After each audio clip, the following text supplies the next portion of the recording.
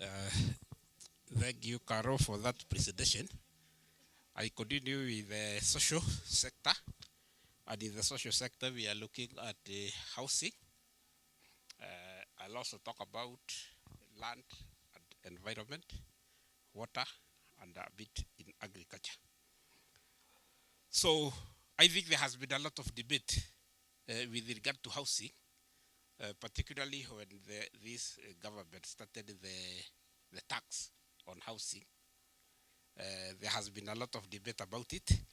But one thing that is actually clear is opaqueness in the implementation of the housing tax, because those people who are actually contributing to the housing tax, they will not benefit from it. And that one even became out very clear on Wednesday when there was this big debate about the Kwanza performance. There has also been promise on the limited access to mortgage finance due to soaring of interest rates. Just as the governor presented, there has been an increase in the interest rates. So that one is making it difficult for those people who want to own homes through mortgage to access because of the high interest rates.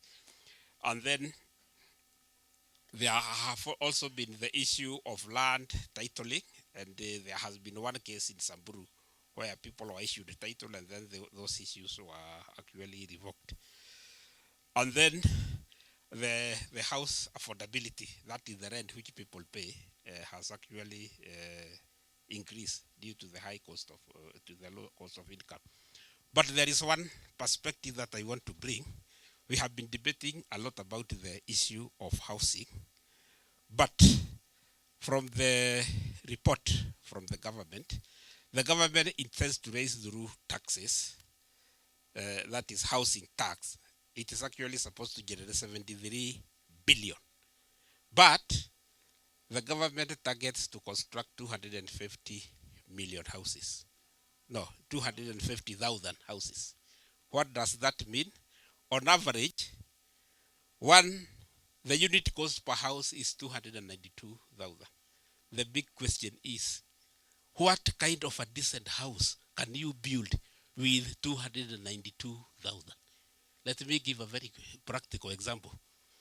If you have just started, maybe sometimes you bought a small plot in Syokimau, or even a small plot in Kitengela, in Rangao, in Rongai, because in Rongai now you cannot get a house just next to the main road. You have to move to cross the river and go to a place we call Rangao or even Tuala. If you have that 1/8 plot that you bought, and you just and because the for a middle income family, an ideal house is a 2-bedroom house. If you are to build a 2-bedroom house in Langao or in Kitengela, it will roughly cost you 1.5 million. So if that is the case, then with the 73 billion, which the government wants to use to construct 250, it can only, they will be very lucky to construct 50,000 houses per year. Because if you divide 73 billion by 1.5 million, that one will be about 49 point something something. So this government will be very lucky to construct 50,000 houses. So that target will not be met.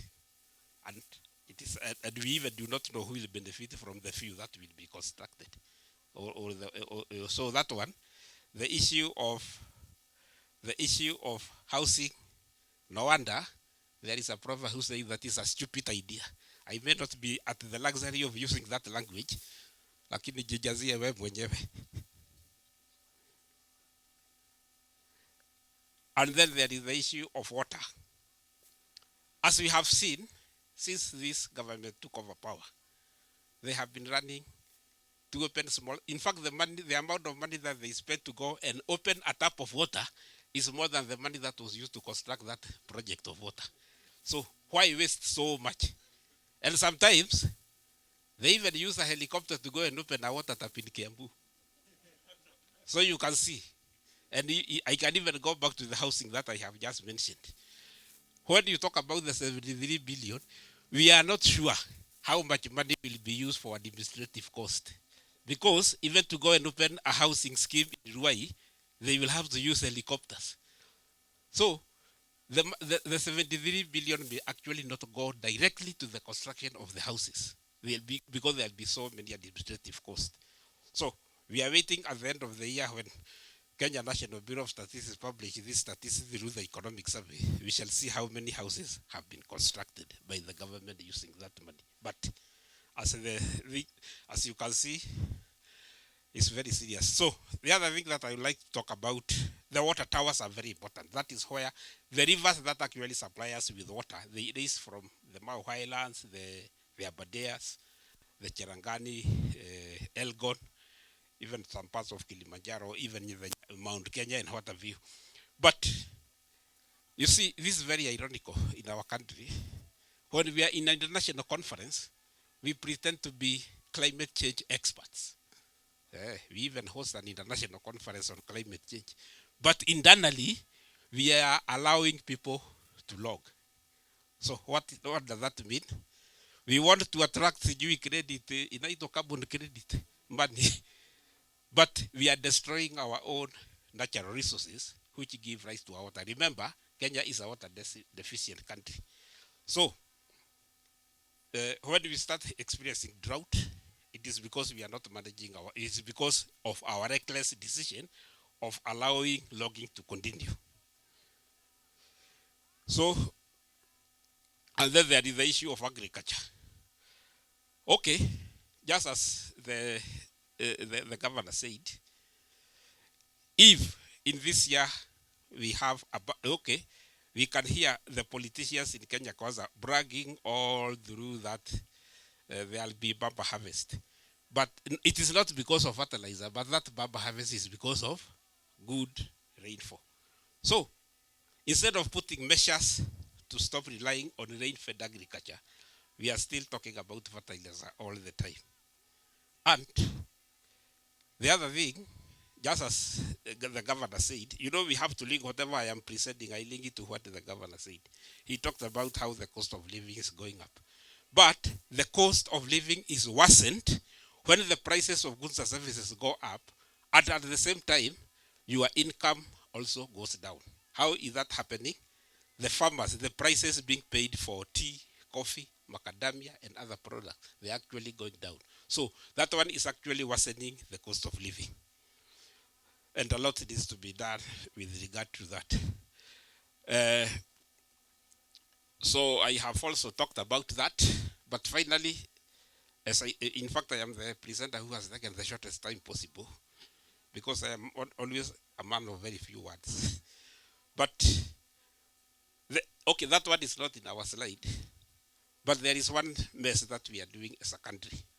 As we all know, everybody in Kenya, we have always been talking about Vision 2030. And Vision 2030 is about 6 years to end. 2030 is just about 6 years to come to an end.